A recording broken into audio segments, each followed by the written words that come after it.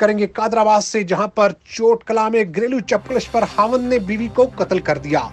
33 साला नसरीन को अशरफ ने लकड़ी के वार करके कत्ल किया। मकतूला 5 बच्चों की मां थी। थाना कादराबाद पुलिस ने नाश को THQ हॉस्पिटल फालिया मुंतकिल कर दिया। मुलजिम मौका से फरार। मजीद जानते हैं हमारे नुमाइंदे कादराबाद से फारूक गुज्जर से। जी फारूक, बताइएगा। जी बिल्कुल, कादराबाद के इलाके चोट कला में घरेलू रंजिश पर खामंद ने वजनी लकड़ी का वार करके बीवी को कत्ल कर दिया। मुलजम मौके से फरार। थाना कादराबाद के इलाके चोट कला में अशरफ नामी शख्स ने मामूली रंजिश पर अपनी 35 साला बीवी नसरीन को कत्ल कर दिया।